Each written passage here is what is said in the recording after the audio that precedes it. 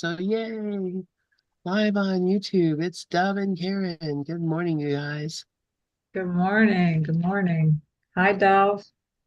I'm so happy you said yes to being here this morning. So we can spend an hour and see what comes up. Today's lesson, of course, is 188. The peace of God is shining in me now, which I know was one of Ken Wapnick's all-time favorites. In fact, he said something to the order of, "This is the one lesson. This is all you really need." I think he said that. And of course, Jimmy Twyman's favorite song of the 365 lessons is the song. We can listen to it later if you want. I'll turn the mic back over to you. Maybe you want to share something on lesson 188, and I'll put up Ken Wapnick's commentary as soon as I find it. Yeah, I that's where I'm at right now. I'm at his commentary, and I love his commentary on this lesson. The peace of God is shining in me now. You put a light on. Oh, yeah, that's better. Um, so he says when Jesus talks about being still, he means silencing the ego's raucous shrieking. When my mind is no longer filled with noise, I will not hear it in the world either. The stillness and quiet in my mind is now reflected in my experience of the world. Both my mind and the earth are still. What happens here has no effect on my inner peace because I have chosen the voice of stillness rather than the voice of noise. And in that stillness, we will find the peace of God. It is within my heart which witnesses to God Himself. His peace is in my right mind, the home of love, and now happily my home as well. Well, let me tell you how perfect this is for me right now. Okay. So this morning, I do laundry very, very early, and I live in an apartment complex where, you have to, it's on 6 floors, so I go down to the basement. And it's a nice laundry room, and I usually pick the same washer, same dryer every time. And they have dryers stacked on top of each other. And sometimes the way they are, like you have to be careful. You can press the wrong one, which what I did this morning. So I usually use the bottom one, and I had all my clothes in the bottom one, but I pressed the top one by mistake. So the top one's spinning around and there's no clothes in there. So of course, what did I do? I lost my peace immediately, like immediately lost my peace. And I mean, it's so crazy how that can happen and how I can allow something so small outside of me to affect my peace. So I love this, and I love what he says here because this is a practice, and this is mindfulness, and this is being aware of my thoughts.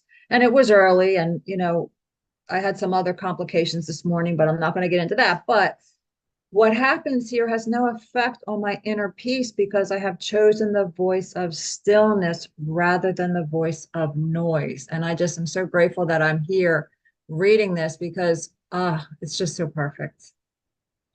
Turn it back over to you. You look great in the morning, by the way. Okay, I have another comment. I put Ken's picture up in the chat, by the way. One of his one of his famous pictures. Anyway, his one sentence on it, or maybe it's two sentences, is the light symbolizes the Holy Spirit's presence, which is the memory of God's love that we took from our native home. It's the only, his word, only thing of God that we have within the dream, and therefore links us back to Him. So, being in the light, bringing the dark to the light, is how I remember the love of God, the peace of God, the light of God. It's the, the light is the connection to God, the light. And if your mind is thinking about things of this world is not in the light. You got to really step back and say, I am willing to be the light, to see the light. There's a number of lessons down in the 60s and 70s which have to do. I am the light of the world. I don't know which one is which, but they all run together beautifully in the 60s and 70s. Yeah, the one that comes to me automatically is lesson 108, to give and to receive are one. And he tells us that, true light is a state of mind. He says that true light that makes true vision possible is not the light the body's eyes behold. It is a state of mind that has become so unified that darkness cannot be perceived at all. And thus, what is the same is seen as one, while what is not the same remains unnoticed, for it is not there. So it's a state of mind, and it's always, for me, like I had a long, long time ago when we used to meet in person for Zoom, for Course in Miracles, before COVID. I shared this experience before, but we used to, at the end of each meeting, we would stand in a circle and hold hands.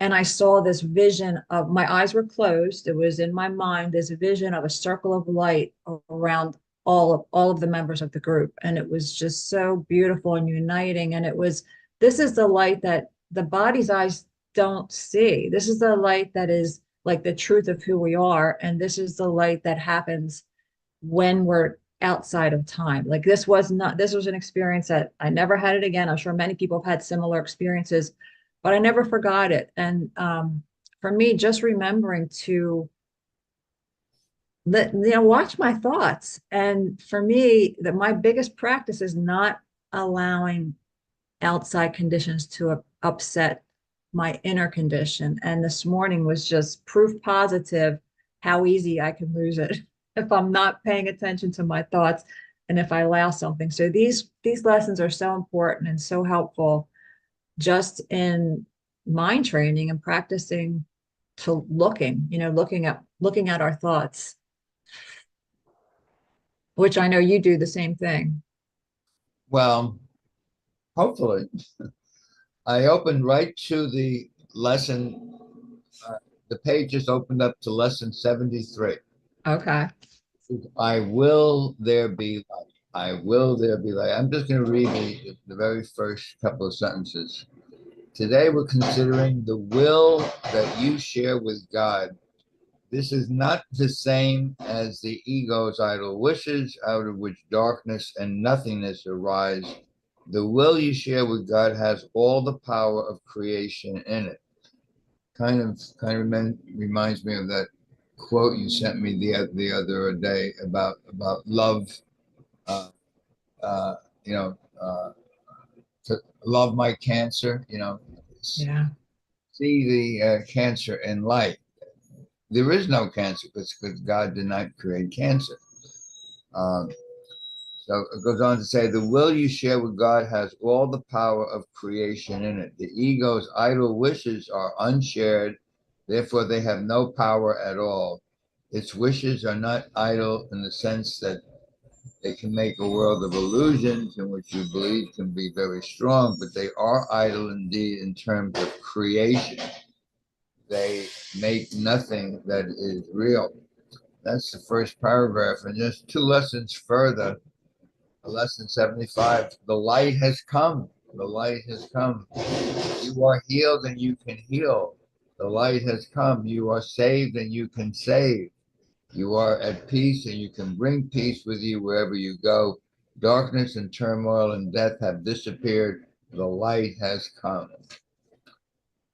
So today's lesson, which is basically a review of 188, is basically about the light and the peace of God that is shining in me now. Yeah. And it's a change of mind, it's for me, it's just a change of mind. From darkness to light is a change of mind, because this belief that he's talking about here in the first lesson that you chose, um, lesson 73, I will there be light. He says that the ego's idle wishes are unshared and therefore have no power at all. Its wishes are not idle in the sense that they make a world of illusions in which your belief can be very strong. So it's, first of all, letting go of the, for me, again, letting go of that belief, because if I believe that anything outside of me has power, then I'm going to give it that power. But I don't believe that. That's not my belief. Now it's more of a matter of really paying attention to my thoughts and practicing that forgiveness opportunity in every moment, really practicing it, because I already know the truth. You know, intellectually, it's the course really kind of drills it into you. So I know the truth, and these beliefs, as you always say, with the lie in the middle of it, they're not the truth, they're lies, and I don't believe them, but yet I still give them power. So that is, you know, why I think that these, not only are these lessons important, but practicing. So today became a practice after I got upset and I allowed it to upset me. My uncle was, he does the laundry with me. So he was down there with me and he's like, is that going to change anything? You're getting upset. Like, is anything going to change? Like, seriously? Like he looked at me and he just, I love him because he is a perfect mirror for me. He laughs, and not only will he laugh, but he'll sing and he'll whistle and like pretend nothing happened because he overlooks so much. And he lives down the hall from me. And so this morning I took my after you know the clothes were in the dryer, and I was taking my trash out and I could hear him singing in his apartment. He sings, he listens to music every morning, he sings, he's so full of, and he's not a course student at all, and he doesn't believe in any of this stuff. He, you know, he's not, he's very much into the Bible. He's a very much, you know, a Catholic, believes in the Bible, and this he doesn't go, he just doesn't go for it. He's funny. He makes fun of me all the time, but he has the right attitude. You know, it's like overlook, laugh, sing, you know, and get over it. Basically, get over it. It, it sounds like he's a natural course student without ever doing the course. There are a lot of people like that. I remember back when I was had a group in Greenwich Village back in the 80s. We had people walk in off the street and they were, shining and laughing and smiling at all this stuff. And yeah, they already like accepted all of it. Like when he said being upset, does that help anything? I mean, that's like a perfect line. I mean, that's why Ken's favorite lesson is, I am never upset for the reason I think. I'm upset because I'm listening to a crazy voice telling me that being upset is good. You're right. You're so right. And one thing about my uncle that I love is that he has a lot of experience in the world. Like he was homeless for 10 years. And that was one of the greatest classrooms for him. It taught him how to be humble. It taught him how to appreciate. He's grateful for everything that he has. And I remember reading about Ken Wapnick, when Ken lived in New York, and he, like, this was years and years ago, when I think it was John Monday who shared this. He went to his apartment. He said Ken had like one fork, one spoon, one cup, one towel, like, and that's my uncle. He's the same exact way. He's very practical. He needs nothing. He'll never buy anything new. He will go to the thrift store before, he's like that type of guy. And so he's very, very humble and very just grateful, and everything is a gift. And he's actually the first person that I heard say, this is not my apartment. This is God's apartment. This is not my car. This is God's car, and like he teaches me constantly to be grateful and to appreciate and not to value the valueless, you know, and he's not a course student. So I don't believe that it's always Course in Miracles, that which I have a lot of great teachers in A Course in Miracles, but he's been one of my greatest teachers because of his humbleness and, just being grateful to everything. You know what I mean? I want you to know, you just said a mouthful. You should go back and watch the YouTube of this. Your last 2 minutes was precious. I mean, truly. Yeah, I mean, you were talking about, you started out with Ken being a minimalist or monastic. I mean, he was about to check into a monastery in Israel when kind of bumped into Helen and Bill, and of course, I say it was all written in the script. There's no action bumped into Helen and Bill, but he was about to go into a monastery. He was a minimalist. I like to think of myself as a minimalist, but when you said, he buys everything, like his car is not his car, it's God's car. I'm thinking, well, I guess I'm not a minimalist yet because I'm thinking, well, I'm going to sell my car and get the money. No, it's God's car. It's God's car. He just allowed me to drive around and get food and and take care of necessities. Without it, how could I get around? I mean, so I need a car. That's it. But thank you for that last couple of minutes. If you go back and listen to it, it's super. Um, um, I don't know what to say. Well, it reminds me of your birthday lesson. It reminds me of your birthday lesson that I will not value what is valueless. Like we put value on things that have no value, and we not only do we think they're going to make us happy, but they're not going to last forever, And I know for me in my lifetime, thinking like, in my past relationships, you think they're going to last forever. You're happy. I think Lynn was talking about it last night. When when you fall in love, you're like ecstatic, you're in love, the whole world shines. And, then the special love eventually turns to special hate and it never lasts, And it goes the same thing with material things. You might have a big house, you might have a nice car, and then who knows what could happen? You could lose it, you could move, and, anything. And so it's like, it's letting go of the attachments that have really been a great, I think, help for me because I'm not attached to things like I used to be because they don't last. So if I get attached to it, I'm going to get upset and I'm going to grieve over nothing, basically. So it really does remind me of your birthday lesson. Thank you very much for reminding me of that. I'm looking at the actual lesson 208, and this is what it says. I will be still and let the earth be still along with me. And in that stillness, we will find the peace of God. It's within my heart, which witnesses to God Himself.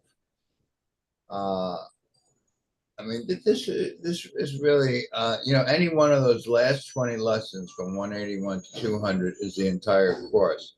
But I happen to know that Ken took this one lesson and felt it was the entire course. He spoke about it in those terms. And I'm looking at lesson 188, and this is the one that starts off with the very famous, why wait for heaven? Those who seek the light are merely covering their eyes. You gotta laugh. The light is in them now.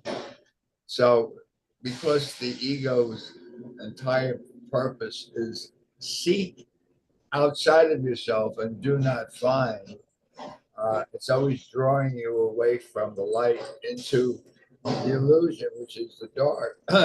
The light is in them now. Enlightenment is but a recognition, it's not a change. Enlightenment is a recognition. I like the word cog in there. It's like a real knowing. It's not a change at all. You don't have to look for the light. You are the light. I bring the light. I will the light. And the willing of the light is the same as God's will. So when it says God's will be done, our will is done. Thy will be done. Our will is done. Our will is one. our will is one. Thy will be done. Our will is one. Our will is done. That's it. That's it. So it's really about that we have one will. Of course that's nothing like anything in this world because we think we're independent, alone, separate, and the way I see things is the way I see things. No, the way I see things is really the way God sees things. And that's why lesson 28 says, above all else, I am determined to see things differently. So to see as God sees is to see the light in all that he creates. And I am as God created me. To remember that I am the light, to be the light, to share the light. And when he says God's will for me is perfect happiness, and I share God's will for my happiness, it's the will is to be the joy and happiness. That's exactly why lesson 190 says, do you want to choose the joy of God, or I choose the joy of God instead of the pain. So when you're choosing the joy, you are the will of God. But no, I have my own will, so I'll choose the pain. I love that. 190 is one of the best lessons. I mean, that is such a practical lesson, and it's telling us that, and the peace to such foolishness reminds me of Ken. Did you ever see that one teaching of his? I think that's the title of it. Peace to such foolishness. He actually focuses on that one line because it's foolishness. The pain is a sign. It's a sign. He tells us it's wrong. It's a wrong, it's just a wrong perception. But then he says it's a sign that illusions reign the place of truth. So if I'm believing in pain, I'm believing in nothing because it's not the truth. But what I love about this lesson is this is where he says, and this is way into the course. I mean, this is lesson 190. He says, it is your thoughts alone that cause you pain. That's it. It's our thoughts alone. And all the early lessons say it, but now he's reminding us again because we forget. I forget. I should speak for myself. I forget. So it's your thoughts alone that cause you pain. Nothing external to your mind can hurt you or injure you in every way. You don't have any idea how grateful I am that I'm here right now, that you asked me to come here, because these are all things I need to hear right now. Ken would take that one step further.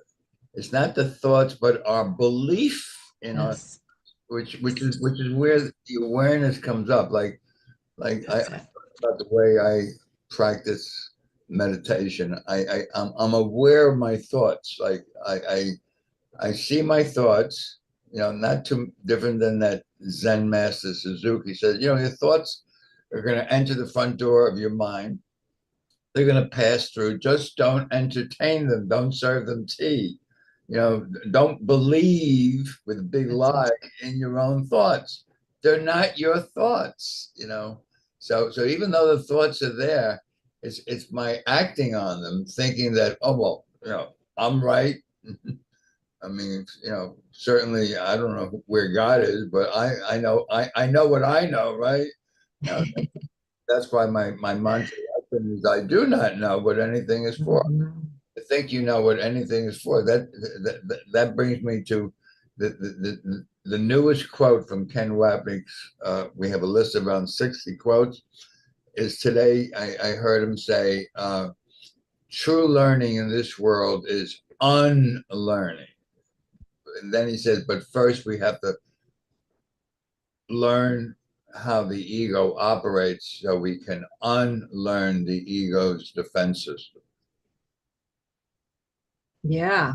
Yeah. I love that reminder. And true learning is unlearning because, like you said, I don't know what anything is for. And I'm unlearning these old beliefs that are conditioned, that I was raised on and taught to believe that they are the truth, and they could range from anything. They could range from, a belief in religion to a belief in a relationship with the opposite sex, you know. Um, and so I think that also reminds me how in the course the course tells us that it's not the separation, you know, that's the problem. It's your belief in the separation. It's the same thing. It's not the separation because the separation never happened. You know, it's your belief that it happened. And once you believe that it happened, then you're going to believe you're going to be separate from your brother. Well, first, you're going to be separate from God. Number one, you're going to be separate from God. Therefore, you're going to be separate from your brother, and you're going to be you're not going to have the peace of God. You're not going to find the peace of God, and that's what I like about what Ken taught about the peace of God. He made it clear from what I remember him sharing that the peace of God is not of this world. It is not of this world. It is not something you can find and say, oh, this is so peaceful laying on the beach, you know, and it feels so good. And there's just a nice breeze and everything's perfect. It's not going to last. You're going to be there. And then all of a sudden, you know, the sun's going to be so hot, you're going to be scorching and you're going to be uncomfortable. And there's going to be, there's flies, you know, on the beach that come and sting you. And right. So that's not of this world, and that's one thing that I didn't really realize until I heard Kent when I first started the course. Oh, the peace of God. Oh yeah, I'm at peace right now. No, it is not of this world, because anything of this world is temporary, you know, going right back to your lesson. I will not value what is valueless. So I can only find the peace of God when I go within, you know, and I'm in my right mind. And I really don't believe any of these thoughts that you reminded us that they're not the truth. They're not the truth. So yeah, that's pretty, you know, so the peace of God is not an easy task, you know. You really nailed it with that illustration, because what came up for me is this is not my home. Yes, I'm in it, but but I'm really not here. So it's the belief in separation, and we believe in separation only because we see bodies. I think I'm a body. You see you as a body. That's separation. And by the way, that's the only idea of the word sin. The only sin in A Course in Miracles is the belief in separation. Now, that's exactly what accepting the atonement undoes. Accepting the atonement is removing the lie in the belief in separation, and saying that the bodies are just an expression of basically, I guess the bodies are expression of the ego's belief in separation, and we are of one mind. We are of one mind. Kind of reminds me of that you and I, you know, here we are in finally hitting the end of section 9 of the Justice of God, chapter 25. And I would say, after going through the entire chapter 25, there was the for me, it's the recognition of equality, which I know is very important to you, that either all win or not at all. So either all together or not at all. So, I mean, in the mind of God, we are one. All win, win-win. There's no such thing as I win, you lose, which is the way of the world. Yeah, because if I win, you win. If I lose, you lose, right? Because it can't be any other way. And it's that what you brought up the other day about projection makes perception. You said it should be in the first chapter, you know, projection makes perception, because that's everything right there, recognizing that everything I see is coming from my own mind. And if I'm seeing that I'm losing, you have to lose. It can't be any other way. Look who just popped in. Regis. Everyone loves Regis. Everyone loves Regis. Yeah. Okay. Len, if you want to jump in, please do. I see Regis is shining his light. We're on lesson 188, or the review of it. The peace of God is shining in me now. And this is the one that says, why wait for heaven? Those who are thinking heaven is somewhere else is just closing their eyes because heaven is here now. And what is heaven but an awareness of perfect oneness, of awareness? So this win-lose is impossible in oneness. So when you accept the atonement for yourself, you're really saying that my whole belief in differences, which is another word for separation, uh, is impossible. Never happened, and you can laugh at it because obviously it's almost like a movie. You watch a movie and then you leave the theater, and where's the movie? It's gone. I mean, we are one. Yeah. Why wait for heaven? That's a really good question. Why delay? It reminds me of in chapter 5 where he says, in time and eternity, he reminds us that delay can be tragic in time, but not in eternity. So he's saying to me the same thing, because when I wait for heaven, if I think there's something better, I'm going to wait. I'm going to wait. I'd rather be this separate body right now and believe in my separate interests because I don't like what my brother's doing or whatever reason. I'm delaying that miracle. This is being aware of the perfect oneness and not delaying saves 1,000 years, because this is where the miracles happen. The miracles happen when I see my brother as the same. Because when I see my brother as the same and I see we have no separate interests, there's nothing to fight about. There's nothing to argue about. There's nothing to regret. There's nothing to condemn. There's nothing to judge. I mean, so why wait for heaven? And then it also then reminds me of lesson 185, where he says, I want the peace of God, but to say these words is nothing, to mean these words is everything. That's the same thing. It's all the same because we're delaying peace. We're delaying peace because we think there's something better. And I love what Lynn just wrote. She just wrote, so funny, about the country song. I can't find it. Can you see it, Dove? What she just wrote? Regis, well, Regis. Oh, Lynn said hi, Regis. Oh, Regis wrote it. I thought it was Lynn. Lynn wrote it. She says, "Hi, Regis. Yes, I want to go to heaven. I just don't want to go today." That's it. That's a country song. Okay, that's from Lynn. That's so funny. And that's the truth. And so it's like you said, it's the awareness of perfect oneness is right here, right now, and there's really nothing else. It's my decision it's just a decision to believe there's something better, or like you always share about, something more. Yeah, that's interesting. The word more. I'm looking back at what Lynn wrote. So the country song sounds like what the ego says. Look, I want to go to heaven.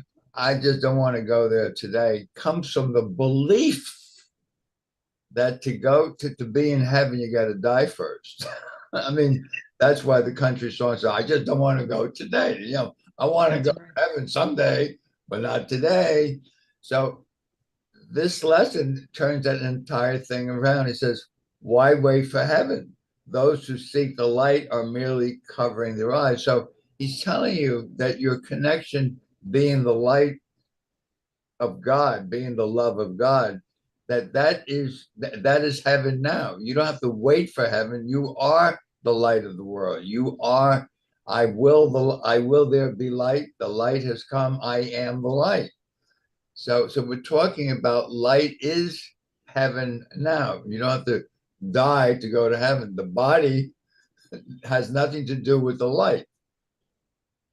That's a great point, because a lot of people, not any Course in Miracles students I know, but other, people in general, do believe that you have to die to go to heaven, because they think it's this big place in the sky somewhere, where God's sitting on the throne. That's what Catholic religion, that's how I was raised. I was actually raised that way. And we were taught to believe that. and they taught us a lot of fear, a lot of sacrifice, um, and that God was a punishing God, and that every time you sin, you will get a black mark on your soul, and if you sin too much, you won't have a soul. Your soul will disappear because so you'll go to hell. Basically, that's what You'll we were taught. go to purgatory. Purgatory, right? Right. Oh my gosh. So this is what we were taught to believe. These beliefs that we're undoing, unlearning is learning. You know, if you understand the early origins of Christianity, heaven was held as a reward. Like if you're a good person in this world and you don't fight the king, and you do your work as a laborer, a serf, and those days they call them serfs. Just be an ordinary person, you know, bring in the crops, be a good person, and your reward is you're going to go to heaven. That's how the Christian religion started back in, I think it's the third or fourth century. Okay. Yeah. That makes sense. Yeah, Yeah. It's your reward. Yeah. person, don't fight the king, don't don't start a rebellion, you know, don't be a wise ass, and you'll go to heaven. And that's fear-based. Yeah, yeah. That's a fear-based system where we're going to put the fear of God in you to behave, you know, and I think that's the way the whole world works, you know. It's this, and that's how I know I was raised as a child that they, you know, the punishment would be if you don't listen, you're going to be punished. You know, you're going to be punished. You're going to be grounded. You're going to have to stay in your room. You know, you're not going to be able to see your friends. It's always some sacrifice, some giving up, some taking away. You know, if you don't do this, I'm going to take this away. You know, it's like, so it's unlearning it's unlearning too with raising children. It's unlearning in relationships. You know, this is an unlearning like for everything. It's just a beautiful way to relearn how to really what we were talking about again last night, making the special relationship to a holy relationship, you know, where we don't have to, you know, I mean, there's nothing, it's so hard in this world, I think, still, because we still hold on to specialness. Why do you marry someone? Because they're special, right? I mean, you have children. Someone I know my mother, she had 6 children. And she never played favorites, I have to say. She never really did, or she didn't show it. She was very, very good at that. But with her grandchildren, she has a favorite, and she makes it very clear and known who the favorite grandchild is, right? So you don't think that might hurt the other grandchildren's feelings a little bit, right? That is not the justice of God that 25, either all are treated and created equal or not at all. So so we here in this world believe in specialness, you know, making one thing and make it more important than anything else. That's the exact opposite of the justice of God. So you might say the world was made as injustice. I mean, you know, we talk about, you know, why is there crime? You know, people look around and say, wait, this is an unjust world. I might as well, you know, be as unjust as everybody else. There's the haves. How come they have what really belongs to me? I might as well try and get what I can get from the haves. And that's what makes the world go around. The belief that someone has something that I don't have. And, you know, whether you use the word guilt, they are guilty, I'm innocent, but I'm going to get what belongs to me. I put up a thing on one of the College Board words that I studied for the College Boards, and uh, and when you study for the College Boards, you look at all the words that they are going to present to you, and one word that I picked up when I was young was altruistic, and altruism, and I just put a thing on the board what it is.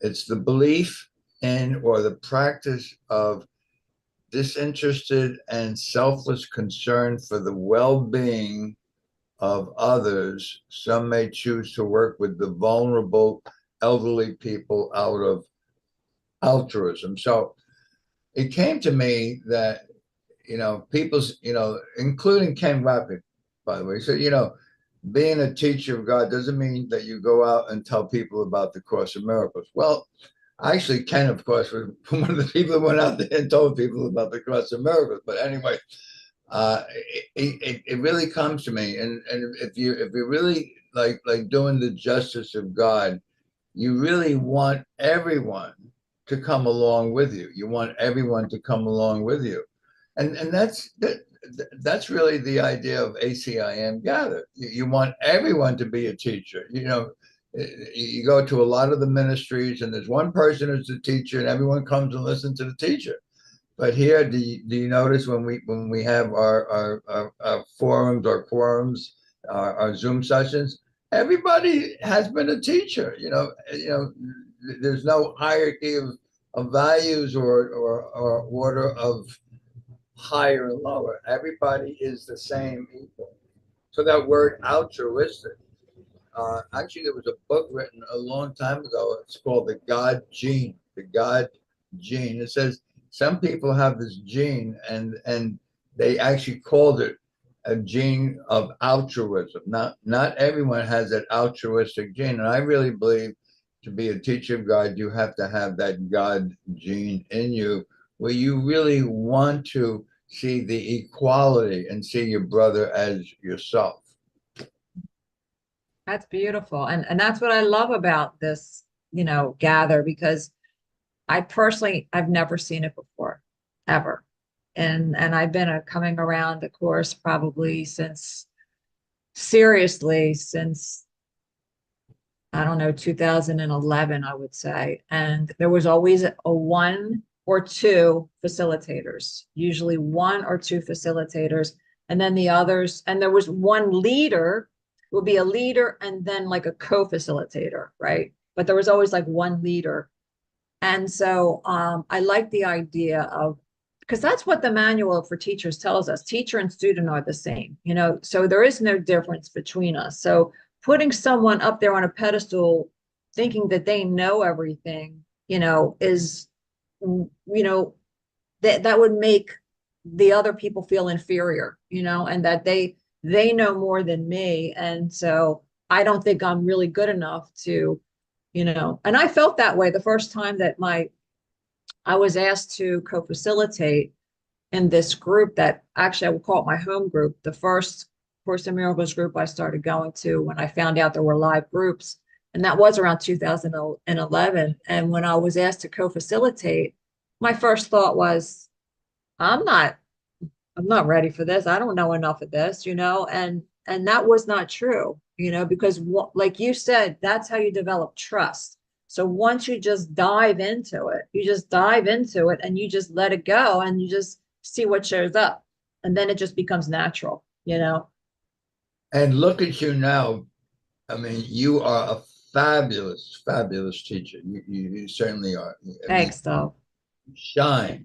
Talking about light, you shine. Truly. Thank you. Thank you. I love this. I love this equality. I also like that, when there are, even in meetings where there are certain facilitators, say there's 3 or 4 facilitators, I like to see them all treated equally, and I have seen that where it wasn't.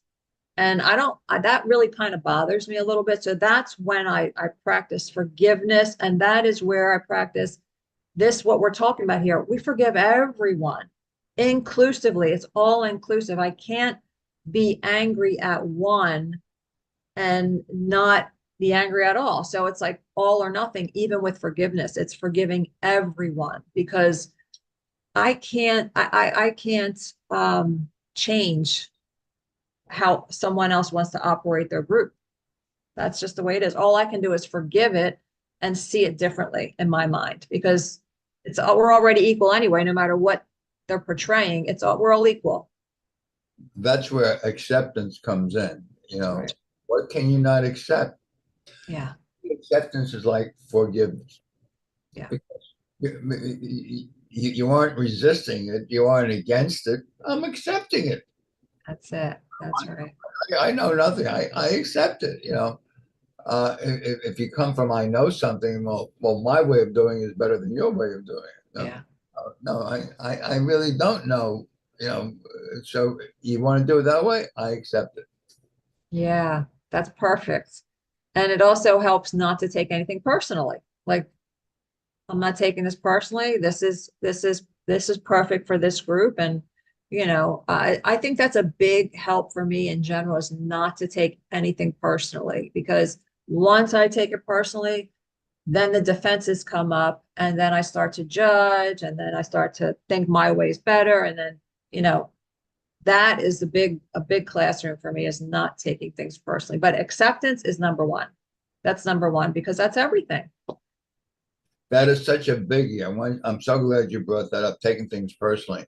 I happen to be, I teach at Maureen's, and on the 24th of July, I was teaching on lesson 24, which is I do not know my own best personal interest. And that's the one that says, basically, of course we take things personally because I think I have a personal interest. Like, well, I want to win, I want to be better, I know more. And of course, that is not the interest of the Son of God to be a winner, to know more, etc. Notice the very next lesson, which is on the 25th, is my mantra lesson. I do not know what anything is for.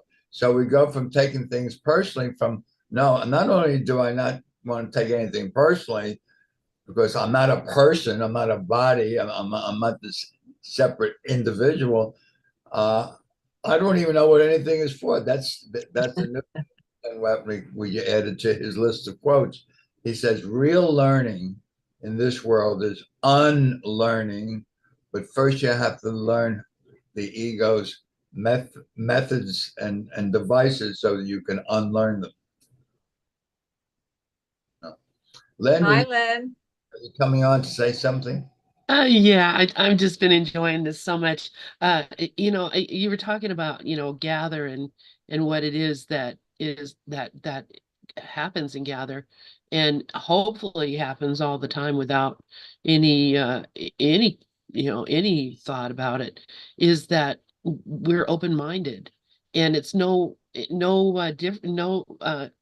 coincidence that Dove has a Facebook group called Open Minds, because that's really, that comes from him. It comes from Dove. That recognition that open-mindedness is the key to all of it. It may be the last of the characteristics. I believe it is the last of the characteristics of course, of teachers, but it is absolutely impossible to have any of the others if you don't have an open mind. You'll never ever develop trust if you don't have an open mind. You'll never ever become honest if you don't have an open mind. You'll never, I mean, it just can't happen. Your mind has to open for this to happen. And that is what I think is so beautiful about Gather, is that we recognize our equality, and therefore it doesn't matter who you are. You can, barely speaking. We have people that have come here that could barely speak English, or had never read the course, or knew nothing about, our form of spirituality, and just started from the point zero. And because we said, we want to hear what you have to say. And Dove used to tell a story about that whenever, maybe you can tell it better than I, whenever a young man, I suppose only men, maybe women, I don't know, a young man, comes to the temple for the first time for can you tell that Yeah, well, yeah, it's in the about the Kabbalah, the about the Kabbalah, Kabbalah? Yeah. the mystical side. I mean, basically, Jesus was a mystic. He was an Essene, and today's Kabbalah is the same as the Essenes back then. And first of all, you have to be 40 years old to join the Kabbalah, because they actually say you have to go out and find out what the world is about first. And then when you're ready for see the other side, uh, then you're ready to hear the mystical side, which has nothing to do with the worldly side. And but when they enter the Kabbalah, they are the person who is admitted to the Kabbalah for the first time. That's he's asked to speak first because they don't want to color that person's mind with their beliefs and their thoughts. They want to hear what the new person is, mainly because he seems to be the last person that God sent into the Kabbalah. So they want to hear what he has seen before they color with what they already see and think that they know. They want to hear what the new person, not too different than on a football field. You know, when the team is in a huddle and the coach wants to send in a new play, he sends a new player out onto the field, and the new player brings what the coach's message is to the team. It says, you know, the coach wants us to do this. That's why they allow the newest person to speak first.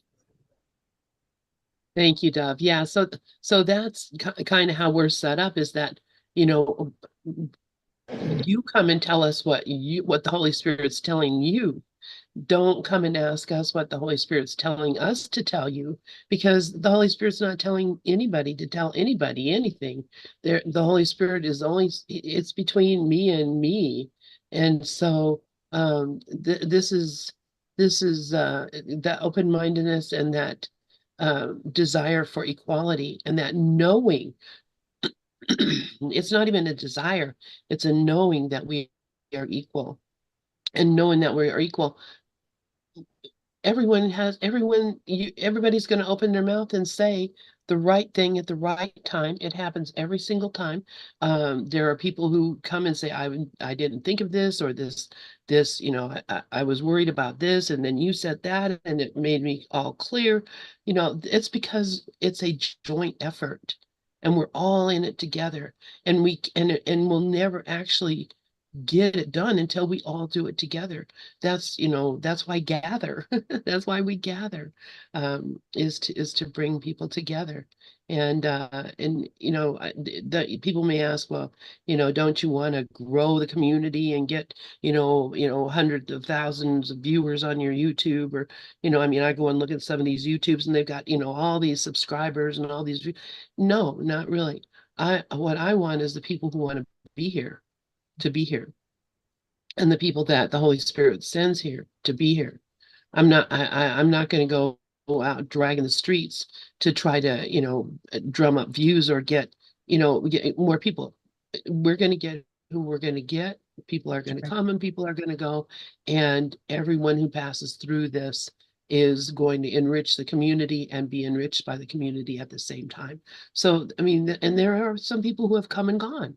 Regis came and went and came and went.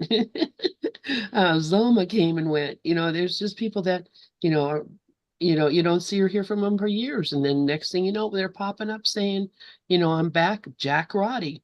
I'm back and ready to, do my thing now. That's what's the beauty of this. The gather is such an incredible gift. And I just had to pipe in and Yeah, sing they the come praises home. They all end up coming home, right? They do. They do. They do. And even if they don't come home for, sometimes they just pop in.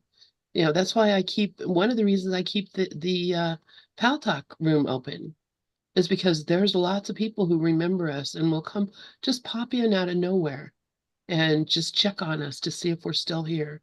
And people that listen on the radio, I have no idea who's listening on the radio.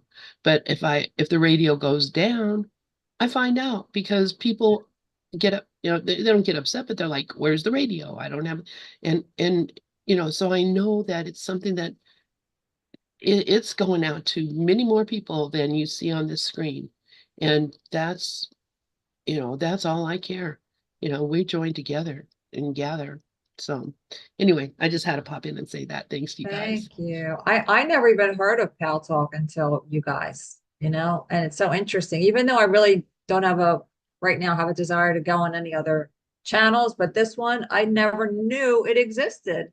until Zuma actually is the one who told me about it. So I thought it was so cool. And a lot of my friends that I told about it had no idea either in the course community. Yeah. There's So no, it's a well-kept secret that needs to be out there. I say there's no accident that you find Palo Alto. No accident. The people who've come here, all of a sudden out of nowhere, they find Palo Alto. But there's no accident. It's the same as the Course of Miracles. There's no accident that the Course falls into your lap. I mean, Jesus says in chapter 4, section 6, paragraph 6, he says, I do not choose my channels wrongly, meaning that there's no accident that you're here. I do not choose my channels wrongly. There's no accident that you're here. He chose you. I agree with that. I love that. Yep. I'm looking at lesson 24 that you mentioned of I do not perceive my own best interest. And one of the things I really love about this, well, he talks about the outcome. We never know, what situation arises, what's going to make us happy. Therefore, you have no guide for appropriate action and no way of judging the result. But then he says, what you do is determined by your perception of the situation, and that perception is wrong. This has always been one of my favorite quotes, and it's so perfect. That's why I think this course is brilliantly written. These lessons, the way they run into each other so perfectly, like this, like you said, Dov, it goes from I do not perceive my own best interest. My perception is always wrong. And then I don't know what anything is for. It's making us admit that we don't know. And the ego does not like that at all. And that's why I think these early lessons, a lot of people, and I know I did in the beginning, I breezed through them because my ego did not want to hear it. I did not want to believe that. Are you kidding me? I know what everything's for. And I mean, my ego was so strong when I came in here. And now I savor these beginning lessons. And I think they're so important. And I see the value in them now. So much value in them. You're so right when you say there's no accident in the way the lessons are laid out. So that whole bunch of lessons from 20 to 30, 31, 32, they all say the same thing. Basically, I'm determined to see differently. In other words, my perception is I'm seeing things that are mistaken. Do I really want the truth? And then he says, above all else. I mean, imagine saying, above all else, I'm determined to see things differently because he's telling you you don't see. You're blind. You're deaf, dumb, and blind. He tells you that in the course, and as Ken Wapnick says, that's the koan of all koans. What do you do when you get to the part in the course where he says you have eyes that don't see, you have ears that don't hear, and doesn't think? Do you just keep on reading? That's hilarious. Yeah. Well, you do like I did for so many years. I thought he was talking to somebody else. I mean, really, I didn't think it applied to me, and I can't. I look back at it now, and I think, how could I have not thought it applied to me? But it's because of my own self-esteem. I didn't feel like I was in any kind of situation or spiritually. I was looking, I thought I'm going to probably have, maybe 2, 3, 4 more lifetimes before I finally awaken. Because I knew that it's possible and I knew that it would eventually happen. I just was like, well, 2, 3 more lifetimes. My next lifetime, maybe I'll do this. My next lifetime, maybe I'll do that. It wasn't until I began to realize after I've been studying the course for a while that that ain't going to happen. There's no next lifetime for me. It's this lifetime is the only lifetime. It's the only one I have right now to do this, and it's possible to do it, which never occurred to me that it would be possible for me to literally give up this world, give up the things of this world, give up my thoughts about them, give up my hopes and dreams and fears and all those. It never occurred to me that I would even want that. I figured I would want it some other time when I wasn't so invested in it, when I didn't have so much to lose from it. I thought, that's, next time I'll have a different kind of life and, maybe I'll be a monk or something. I don't know. It never occurred to me that this lifetime is the only time that I have really to make that choice. And that doesn't mean that if I die and I come back and I won't have that choice again, because you always have the choice. It's always the choice. It's always now. So to be able to say now, I want the peace of God. The peace of God is shining in me now. Why wait for heaven? That's You right. know, those words just like suddenly made some sense to me because I'm like, I don't have to. It's my choice now. That's Oh right. my God. What That's a responsibility, but absolute relief and joy to know that it can be. So anyway, beautiful. sure. Yes. You're betting against that you're not going to have the holy instant now. Because this course is really about having the holy instant now, and the ego said, no, no, no, you in more lifetimes, you'll have it later, later, later. And so ego lives in time, and spirit lives in the holy instant. You think at the moment of my death, at the moment of my death, this will occur. You know, you don't have to die. That's It's right. That's right. What's interesting about that, that just made me think of something. My grandmother, and I thought about this as Del was talking earlier too, but we got into another conversation. But when my grandmother passed away, in her will, she said, I forgive anyone any debt they owe me, because she was one to lend money out. So she forgave everyone when she knew she was gone, but while she was alive, she was not a forgiving person at all. So interestingly, at her death, she figured, well, I'm gone now. I'll forgive everything now. But when she was alive, she did not. So why wait till the end of your life to forgive when you can forgive now? Right. And so that always blew me away about her. She forgave everyone their debt, but while she was alive, she held you to it to the penny, and she wanted it when she wanted it. She was very strict. It was so funny. I thought that was hilarious. That's making numbers more valuable than content. That's putting form over content. Yes. That's one of the things about the Kabbalah. The Kabbalah and the Course of Miracles are very similar, the same. In fact, I once gave a talk on how they are really saying the same thing. But basically, the Kabbalah doesn't look at symbols, form, things of this world. It recognizes that they're all pointing to the truth.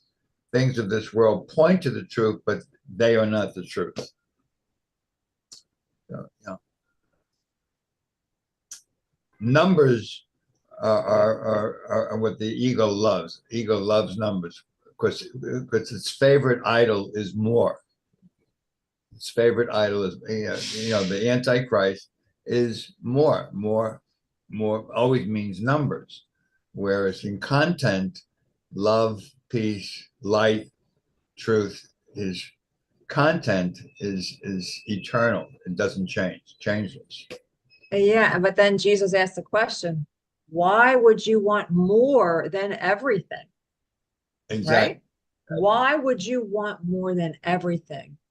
Like, we have everything, having and being, he repeats that over and over, but we still want more. We still want something different. We don't want what, like Lynn said, oh, not right now. Maybe in my next lifetime, or maybe next week, but right now, this is what I want. And that'll never be enough to the ego. But we already have everything, and that's the beauty of it. Okay. I love you. Thank you, Dove. Thank you, Lynn. Morning. It was wonderful. Thank you, Regis, for being here, joining us. Love your smile. Yes. Everyone loves Regis. Yeah. uh, Len, absolutely. Love and you guys. yeah, Love you too. Thank you all so much. And I'll be back with Glorian at what is it, 10 o'clock? What time do we do that? 11:30. We're doing, yeah, with the uh Joel Goldsmith, Practicing the Presence, which is great. 11:30. Thank you. Yep. So, yep. Now it's time for Carrie. So I love you guys.